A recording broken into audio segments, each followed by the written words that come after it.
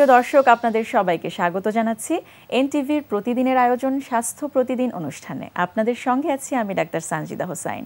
দর্শক, যে বিষয়টি নিয়ে আজ আমরা আলোচনা করব সেটি হচ্ছে শিশুদের খাবার দাবার। এই বিষয়টি নিয়ে আলোচনার জন্য আমাদের স্টুডিওতে আজ উপস্থিত আছেন এই বিষয়ের একজন বিশেষজ্ঞ চিকিৎসক। চলুন আমরা পরিচিত হয়ে নেই আমাদের আজকের অতিথির সাথে। ডাক্তার মোহাম্মদ আবিদ হোসেন মোল্লা 1957 সালের জুনে যশোর জেলায় জন্মগ্রহণ করেন। তিনি 1982 সালে ঢাকা মেডিকেল কলেজ থেকে MBBS ডিগ্রি অর্জন করেন।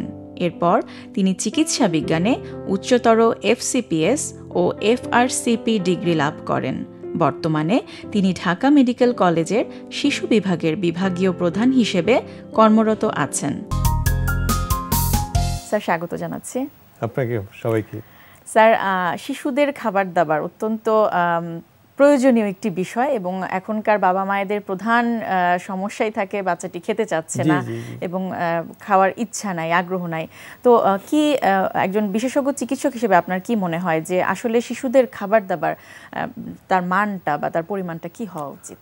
শিশুদের খাবার দাবার মানে কি, এটা তো একটা ভীষণ একটা সিম্পল জিনিস, কিন্তু আমরা আসলে বিষয়টাকে অনেক জটিল করে ফেলেছি। আমরাও হয়তো একটু করেছি এবং বাবা মারা নিজেরাই যখন একটা বিষয় নিয়ে খুব আলোচনা হয়, খুব একটা বিশ্লেষণ হয়, তখন এটা আরো জটিল থেকে জটিলতার দিকে চলে যায়। It's very simple. কেন বলছি যে একটা বাচ্চা, দেখেন আমাদের মানুষের যে সমস্ত চাহিদাগুলো আছে সেই চাহিদাগুলোর ভিতরে খাবার কিন্তু একটা চাহিদা, এবং পৃথিবীতে যত প্রাণী সৃষ্টি হয়েছে এই খাবারের জন্যই কিন্তু তারা তাদের লাইফটা একটা মোমেন্টামে, একটা গতির মধ্যে আছে। তো একটা বাচ্চা, আপনি যদি ভূমিষ্ঠ হওয়ার পরে বাচ্চার কান্নাকাটি করলো এবং তারপরেই আপনি তার মুখের কাছে আঙ্গুল নিয়ে যান, দেখবেন যে বাচ্চাটা হা করছে, অর্থাৎ সে খেতে চাচ্ছে, চাহিদা আছে। তো কি খাবার দেবেন? ব্রেস্ট মিল্ক, মায়ের দুধ। শুধুমাত্র একটাই জিনিস, সেটা হলো মায়ের দুধ। আমরা যদি এইটা আমরা দিয়ে দিতে পারি, আমরা যদি এটাকে নিশ্চিত করতে পারি, তাহলে আপনি বুঝবেন, আপনি নিশ্চিত হবেন যে এই বাচ্চাটার শারীরিক বৃদ্ধি, মানসিক বিকাশ, যেটা নিয়ে আমাদের প্রাইমারি একটা কনসার্ন আছে, এবং সে অনেক ধরনের রোগ ব্যাধি থেকে মুক্ত হবে। এবং আপনি অত্যন্ত দৃঢ়ভাবে এই জিনিসটা যদি মানুষের মধ্যে দিতে পারেন এবং বিশ্বাস করেন, তাহলে যে তার না মানসিক বিকাশ ভালো হবেই। যে সমস্ত সমস্যাগুলোর থেকে আমরা প্রতিনিয়ত ভুগছি, allergic problems, diarrhoea problems, vomiting এর প্রবলেমস, এই সমস্ত প্রবলেম থেকে সে মুক্ত থাকবে। এবং কোনো বাচ্চা যদি এটা এক্সক্লুসিভ ব্রেস্ট ফিডিং আমরা যদি বলি, শুধুমাত্র মায়ের দুধ জীবনের প্রথম দিন থেকেই যদি সে শুরু করে, মা যদি সেটা নিশ্চিত করতে পারেন, এই বাচ্চাটার ভবিষ্যৎ খুবই ভালো। যখন সে 6 মাস বয়স শেষ হয়ে গেল, মা বাবারা প্রতিনিয়ত আমাদের কাছে বসেন, ডাক্তার সাহেব এ তো এখন 6 মাস শেষ হয়ে যাচ্ছে, আমার দুধে তো এখন ওর পেট ভরছে না, এখন আমরা অন্য একটা দুধ দেই। এই যে কনসেপচুয়াল যে এই যে রং মিস্টেকস, একটা ভুল ধারণা, যে সময় বাচ্চার বয়স 6 মাস শেষ হয়ে গেল, এখন বাচ্চা যত বাড়বে তত কিন্তু মায়ের দুধের তার জন্য অপর্যাপ্ত হবে, এটি নিয়ম। তো তার অর্থই না যে দুধে অন্য একটা দুধ দেবেন। আপনি অন্য একটা দুধ কোথার থেকে দেবেন? আপনাকে তখন বাজার থেকে বাণিজ্যিক দুধ কিনতে হবে, টিনের মধ্যে, কৌটোর মধ্যে, প্যাকেটের মধ্যে যে দুধ আছে সেটি কিনতে হবে। তাহলে যেখান থেকে গরুর দুধ আছে সেখান থেকে আনতে হবে, তাহলে ছাগলের দুধ আনতে হবে, কিছু একটা আনতে হবে। এই প্রত্যেকটা জিনিস কিন্তু বাচ্চার গ্রোথের জন্য ভালো নয়। বিশেষ করে গরুর দুধ, এই গরুর দুধের মধ্যে যে প্রোটিন থাকে, আমিষ যেটা থাকে, সেটা মায়ের দুধের প্রোটিন থেকে কয়েক গুণ শক্ত। এটা ওই ছোট বাচ্চার পক্ষে হজম করা সম্ভব হয় না। তাহলে স্যার, আমাদের মায়েদের কিন্তু একটা প্রশ্ন থাকে, তাহলে এই গরুর দুধটা কখন থেকে খাওয়ানো শুরু? সেটা আমি বলবো। তো তাহলে বাচ্চার একটু সাফিসিয়েন্ট ম্যাচুরিটি দরকার। সেই ম্যাচুরিটি হওয়ার পরে আমরা গরুর দুধ দিব, এত তাড়াতাড়ি না। তাহলে সেই ম্যাচুরিটি আমরা সাধারণভাবে WHO বলি, বিশ্ব স্বাস্থ্য সংস্থা যেটা আছে, এবং আমাদের যে সমস্ত কনসালটেন্ট যারা আছেন, বিশেষজ্ঞদের কনসেনসাস যেটা, সেটা হলো 2 বছরের পরের থেকে সীমিত পর্যায়ে। It is not the prime food, মানে বাচ্চার খাদ্য তালিকার প্রধান খাবার কিন্তু না। অনেক মাদের কাছে আমি যদি জিজ্ঞেস করি আপনার বাচ্চা কি খায়, বলে ওই 2 ঘন্টা 3 ঘন্টা পর পর সারাদিন 7-8 বার করে দুধ খাচ্ছে। তাতে কি হচ্ছে? এই দুধই সে খাচ্ছে, কিন্তু অন্যান্য যে প্রয়োজনীয় পুষ্টিকর যে খাবারগুলো সে পাচ্ছে না। তো এই একটা জিনিস। তো এখন যে জিনিসটা হয়েছে যে 6 মাস পর থেকে কোন খাবারটা দিয়ে তাহলে আমি একটু কথা বলছিলাম যে মায়ের দুধ, আর 6 মাস পরের থেকে যে খাবারটা দেওয়া হবে সেটা বাড়িরই খাবার। কারণ ওই বাচ্চাটাকে বড় হতে হবে বাড়ির খাবার খেয়ে। কোনো এ পর্যন্ত কোনো গবেষণায় এটা আসে নাই যে বাড়ির বাইরের খাবার খেয়ে কোনো বাচ্চা বড় হয়েছে। এই যে সুজি বা অন্য কোনো বিষয়, এগুলো খুব হ্যাজার্ডাস জিনিস, খুব প্রয়োজনীয় কিছু না। আমরা দিব, প্রত্যেকটা কম্পোনেন্ট আমরা দিব, কিন্তু একটা কম্পোনেন্টের দিকে যদি আমরা বেশি ঝুঁকে যাই, অনেক বাচ্চারা সারাদিন খালি সুজিই খায়, অনেক বাচ্চারা সারাদিন খালি দুধই খায়, অনেক বাচ্চারা সাধারণ খালি বাণিজ্যিক যে সমস্ত অন্যান্য শিশু খাদ্য আছে বাজারে এইগুলো খেতে হবে না। তাকে টেস্টটা বোঝাতে হবে তো, যে আমাদের যে সাধারণ আমরা যে খাবারগুলো খাচ্ছি সেগুলোর টেস্টটা বোঝাতে হবে। এই যে খিচুড়ি একটি খাবার রয়েছে, সেটি আসলে কতখানি প্রয়োজনীয়? আসলে খিচুড়িটাই হলো কি, আমরা খিচুড়ি একটা তৈরি, খিচুড়ি বলে জগা খিচুড়ি একটা কিছু, তাই না? সেখানে ভাত মানে ডাল আছে, চাল আছে, সবজি আছে, মাছ আছে অথবা মাংস আছে, তেল আছে। তাহলে যে সমস্ত কম্পোনেন্টগুলো আমরা প্রতিনিয়ত আমাদের শরীরের জন্য দরকার, তার প্রত্যেকটা একসাথে দিয়ে একটা কম্পোজিট ফুড তৈরি করা, নরম করে তৈরি করা, যাতে একটার ভিতরে সব জিনিসপত্রগুলো একবার চলে আসে। এটার অর্থই না যে কোনো বাচ্চা যদি এটা খেতে না চায় তাহলে আমরা আলাদা আলাদা ভাবে দিতে পারি, কিন্তু একটা বাচ্চা, ছোট বাচ্চা, তার জন্য আলাদা আলাদা দেওয়া এটা খুবই একটা জটিল হয়ে যায়। সেই জন্য এটা খিচুড়ি দেওয়া। এবং বাচ্চারা আসলে খেতে চাচ্ছে না, এই ধারণাটা কেন আসে এবং কখন আসলে বাবা মা বুঝবে যে না আসলে বাচ্চাটা ঠিকভাবে খাচ্ছে? খেতে যে চাচ্ছে না এই ধারণাটা বাবা মাদের বুঝতেই হবে। কেন বুঝতে হবে? যে আমাদের বাচ্চাদের খাবার যে দরকার, খাবার যে খেতে চায়, এই কথাটা বলার কিন্তু কোনো সুযোগ নাই। আমার কথা বুঝতে পারছেন? তার আমরা আগেই চলে যাচ্ছি। তো সুতরাং কোনো মা অথবা বাবা তাকে কিন্তু একটা নির্দিষ্ট সময়ের পরপরই ঘড়ি ধরে ধরে তাকে খাওয়াচ্ছেন, 2 ঘন্টা হোক 3 ঘন্টা, কিন্তু এই কথাটা বুঝতে হবে, ক্ষুধা লাগতে হবে, তো ক্ষুধা লাগতে হবে, বাচ্চা কায়িক পরিশ্রম নাই, সারাদিন বসে আছে, তাই না? তো সেই জন্য আমাদের যে কনসেপচুয়ালি আমরা যে কথাটা আমরা মা বাবাদেরকে সবসময় বলি যে আপনার বাচ্চাকে খাবার চাইতে দেন, ডিম্যান্ড ফিডিং যেটাকে বলে, ডিম্যান্ড ফিডিং, কোনো ঘড়ি ধরে না, এক একটা বাচ্চার চাহিদা এক এক রকম। সুতরাং সেই বাচ্চার ডিজায়ারটাকে এক্সপ্রেস করতে দেন, আমার বাচ্চার খাবার এখন দরকার। এই কথাটা আসলে আমরা অনেক বলি, কিন্তু অনেকে শুনতেই চায়, মানতে চায় না। কারণ মা বাবাদের একটা মনে করেন অতি আদরের ফলে চলে আসছে যে বাবা মা বাচ্চা হয়তো খাচ্ছে না। একটু স্যার জানতে চাইবো যে বাচ্চাটির খাবার তার জন্য পর্যাপ্ত হচ্ছে কিনা বা তার বৃদ্ধিটা ঠিকমতো হচ্ছে কিনা সেটি বোঝার কি? সেটা বোঝার জন্য যা আছে, একটা বাচ্চার আমরা অ্যাক্টিভিটিস দেখতে পারি। এই বাচ্চাটা আমরা অনেক বাচ্চা দেখি এসে আমাদের চেম্বারে আসার পরে লাফালাফি, দৌড়াদৌড়ি, ঠিক আছে আপনি এই বাচ্চাটাকে কেন নিয়ে আসছেন? আমার বাচ্চাটা ঠিকমতো খায় না। That is the activities. Second হলো ইউরিন আউটপুট। কোনো বাচ্চা যদি একটা নির্দিষ্ট প্রতিদিন 5 থেকে 6 বার যদি 24 আওয়ার্সের মধ্যে সে পেশাব করে, তাহলে আমরা বুঝতে হবে যে তার ওয়াটার ইনটেক অত পানি যে খেয়েছে সেটা অ্যাপ্রোপ্রিয়েট ছিল, পর্যাপ্ত ছিল। তো সুতরাং আমরা সবসময় সবকিছু মানে পরিমাপ করব তার অ্যাক্টিভিটিসের মাধ্যমে। তো সেই অ্যাক্টিভিটিস যদি ঠিক থাকে, তার আউটপুট যদি থাকে, আর পায়খানা যদি ঠিক থাকে, তাহলে আমরা বুঝতে পারছি। এবং একটা বাচ্চার একটা নির্দিষ্ট মাত্রায় প্রতিদিন একটা ওজন বাড়ে, যে সে 20 to 30 গ্রামস প্রতিদিনের জন্য বাড়ে। তো সেটাও কিন্তু একটা নির্দিষ্ট বয়স পর্যন্ত সবসময় এই গতিতে, এবং তার পরিবারের অন্যান্য সদস্যদের উপর ডিপেন্ড করছে বা ফ্যামিলি হিস্ট্রির উপর ডিপেন্ড করছে কি রকম হবে তার বৃদ্ধি। জি জি, তা তো বটেই, জেনেটিক একটা ইনফ্লুয়েন্স আছে। স্যার যেটি জানতে চাইবো যে স্কুল গোয়িং বাচ্চারা এই সময়টাতে কিন্তু তাদের একটা খাবারে একটি বড় ধরনের পরিবর্তন আসে, একটি রুটিনের পরিবর্তন আসে। ওই সময় বাবা মায়েরা খুব চিন্তিত থাকেন যে কিভাবে বাচ্চাটিকে খাওয়াবেন। একটু যদি স্যার পরামর্শ। স্কুল গোয়িং যে সমস্ত বাচ্চা সেগুলো মনে করেন 5 বছর 4 বছর হয়ে গেছে, আমাদের সবসময় একটা জিনিসে খেয়াল করতে হবে যে আমাদের বাচ্চাদের সাথে আসলে আমাদের কাউন্সেলিং করার দরকার আছে। আমরা জিনিসটা ইগনোর করি, আমরা কথা বলতে চাই না। বাচ্চাদের সাথেও কিন্তু বোঝানোর দরকার। এই যে ভাবের আদান প্রদানের কথা আমরা বলছিলাম, এর ভিতর দিয়ে কিন্তু খাবারের যে একটা ইম্পর্টেন্স আছে, এবং সেই খাবারটা যদি একটা পুষ্টিকর খাবার হওয়া উচিত, একটা নির্দিষ্ট পরিমাণে খাওয়া উচিত, বেশি না, এবং সেটা বাড়িতে তৈরি একটা খাবার হওয়া উচিত। এই জিনিসে আমাদের বাড়ির বাইরে কিন্তু এখন এত বিজ্ঞাপন, ফাস্ট ফুড, এটা ওটা দিয়ে এত বাচ্চাদেরকে প্রলুব্ধ করে রেখেছে। তো সেটা থেকে আমি আমাদের বাচ্চাকে কিভাবে ফিরিয়ে আনবো? ওই খাবারগুলো আসলে এতটাই মুখরোচক যে ঘরের খাবার তো বাচ্চারা খেতে চায় না। কিন্তু ওই জিনিসটা, যে জিনিসটা মুখরোচক, যে জিনিসটা খুব অল্পতে আনন্দ দান করে, সেটার লং টার্ম এফেক্ট ভালো না।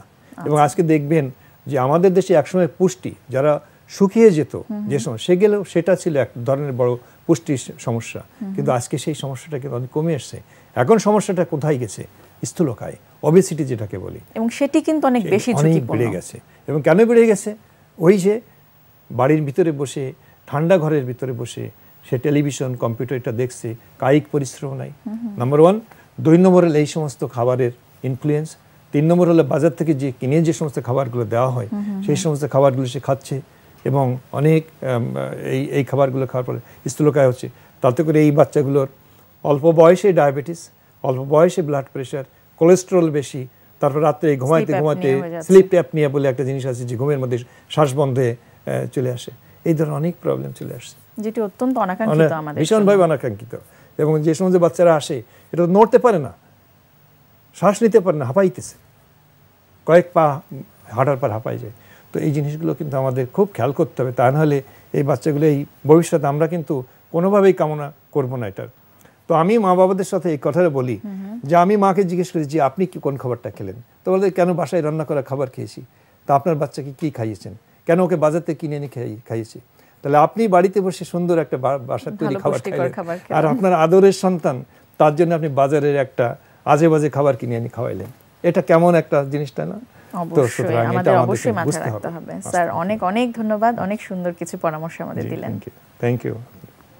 প্রিয় দর্শক, আমরা শুনছিলাম শিশুদের খাবার দাবার এই বিষয়টি নিয়ে বেশ কিছু গুরুত্বপূর্ণ তথ্য, গুরুত্বপূর্ণ কিছু পরামর্শ আমরা আজকের অতিথির থেকে জানলাম। আশা করছি আমাদের আজকের অতিথি যে পরামর্শগুলো আমাদের বারবার দিলেন সেগুলো যারা বাবা মা রয়েছি আমরা আমাদের সন্তানের ভবিষ্যতের কথা চিন্তা করে এই বিষয়গুলো মাথায় রেখে সেই পরামর্শগুলো মেনে চলব। দর্শক, এই পর্যায়ে নিচ্ছি একটি ছোট্ট বিরতি, বিরতির পর ফিরে আসব আমাদের বাকি আয়োজন নিয়ে। আমাদের সঙ্গেই থাকুন। প্রিয় দর্শক, বিরতির পর আবার স্বাগত জানাচ্ছি স্বাস্থ্য প্রতিদিনে। এখন আপনাদের জন্য রয়েছে আমাদের নিয়মিত আয়োজন সুস্থ দেহ সুস্থ মন। এরপরে আমরা দেখাবো একটা হচ্ছে অ্যাডভান্স মুভমেন্ট। এটাকে আমরা বলি হচ্ছে মডিফাইড ফ্রন্ট বেন্স, কিন্তু ইটস মোর অ্যাডভান্স। এর আগে আমরা যেটা করেছিলাম তার চেয়ে একটু অ্যাডভান্স। আসলে এই এক্সারসাইজটার রিজন হচ্ছে কি, আমরা লাইফস্টাইলে অনেক ধরনের মুভমেন্ট করি যে মুভমেন্টের সাথে এই মুভমেন্টটা অনেক কমন, এবং লোয়ার ব্যাক ইনজুরি হওয়ার বিভিন্ন চান্স থাকে এই ধরনের মুভমেন্ট করতে গিয়ে। যেরকম নিচে কিছু পড়ে গেল, আপনি ওখান থেকে নিচ থেকে যখন কিছু তুলতে যান, ভারী কিছু হোক অত হালকা কিছু হোক, যদি কোনোভাবে ইমব্যালেন্স থাকে তখনই কিন্তু দেখা যায় লোয়ার ব্যাকে একটা ইনজুরি হয়ে যায়, এবং this is very very common. কারণ ওই অবস্থা হয় কি, আমরা কোনো ধরনের এক্সারসাইজ করি না, যে কারণে ওই মুভমেন্টের জন্য আমাদের মাসলগুলো উইক থাকে। এই জন্য যাতে পরবর্তীতে এই ধরনের কোনো মুভমেন্ট করতে গিয়ে যাতে ইনজুরি না হয়, কারণ আমাদের লাইফস্টাইলে এই ধরনের কমন মুভমেন্ট আসবেই, কিন্তু এটা করতে গিয়ে যাতে কোনো ইনজুরি না হয় এই জন্য আমরা ওই পোস্টারে গিয়েও লোয়ার ব্যাকটাকে আমাদের স্ট্রং করতে হবে। এখন দেখুন যে পোস্টারটা আমরা কীভাবে মডিফাইড ফ্রন্ট বেন্সটা আমরা কীভাবে করছি। ওকে, রেডি? ওকে, সেম এই অবস্থা থেকে পায়ের সাথে ঘষে যাবে হাতটা, খেয়াল করবেন। ইয়েস, ব্রিথ আউট, নি ব্যান্ডস এই অবস্থা থেকে সামনের দিকে যাবে। এখানে ট্রিকটা হচ্ছে আপনার এলবোটা আপনার হাঁটুটার উপর দিয়ে ক্রস করে যাবে, সাইডে থাকলে হবে না। এখন যার ফ্লেক্সিবিলিটি অনুযায়ী, কেউ যদি ফ্লেক্সিবল না হয় তাহলে এই অবস্থায় আমরা রাখবো, ফ্লেক্সিবল হলে এই অবস্থায়। অনেকে হাইপার ফ্লেক্সিবল থাকে, তারা এলবো পর্যন্ত মাটিতে বসাতে পারে। খেয়াল রাখবেন এই অবস্থায় হিপস যাতে উপর দিকে না উঠে, তাহলে প্রেশার পড়বে। হিপসটা কিন্তু পিছন থেকে স্ট্রেচড আউট হবে। ওকে, রেডি? ওকে, এগেইন, up, again, yes, এই অবস্থায় স্টে করবে for 30 seconds. এতে যে জিনিসটা হবে, all the tension will go out from the upper back and the lower back. Okay, go up. Okay, এই এক্সারসাইজের মাধ্যমে যে জিনিসটা হবে, আপনার লোয়ার ব্যাকে অ্যাজিলিটি বাড়বে, এবং অনেক সময় দেখা যায় লোয়ার ব্যাকে 80% চান্স থাকে, 80% ইনজুরিগুলো হয় নিচ থেকে কোনো কাজ করার সময় এই ধরনের কোনো মুভমেন্টে। হয়তো বসে থেকে কোনো কিছু তুলতে যায়, অথবা অনেকক্ষণ ধরে বসে আছে, তখনই এইটা হয়, ইনজুরিটি হয়। এই এক্সারসাইজটা যে জিনিসটা করবে, ওই ধরনের এক্সারসাইজ এবং ওই ধরনের মুভমেন্ট রিলেটেড ইনজুরিগুলোর চান্সেস কমিয়ে দেবে। দর্শক, কাঁঠাল আমাদের সবার খুব প্রিয় একটি ফল। কাঁঠালের কি কি পুষ্টি গুণাগুণ রয়েছে চলুন জেনে নেওয়া যাক একজন পুষ্টিবিদের কাছ থেকেই। কাঁঠাল আমাদের দেশীয় একটি ফল এবং খুবই সুস্বাদু। এটি মৌসুমি ফলও বটে, তবে কাঁঠালে কিন্তু প্রচুর পরিমাণে আঁশ থাকে, যে আঁশটা কিন্তু আমাদের বডিতে বাওয়েল মুভমেন্টকে সহায়তা করে, প্লাস হচ্ছে আমাদের সুস্থ রাখতে সাহায্য করে। কাঁঠালের হলুদ যে অংশটা আমরা দেখি সেটা কিন্তু পুরোপুরি ভিটামিন এ সমৃদ্ধ। ভিটামিন এ কিন্তু একটি অ্যান্টিঅক্সিডেন্ট। আমাদের শরীরে প্রতিনিয়ত ফ্রি রেডিক্যালস তৈরি হয়, যেগুলো আমাদের অসুস্থতার একটি অন্যতম কারণ, পাশাপাশি বিভিন্ন ধরনের অসুস্থতারও কারণ। এমনকি এই ফ্রি রেডিক্যালসগুলোর কারণে আমাদের ক্যান্সার পর্যন্ত হয়ে যায়।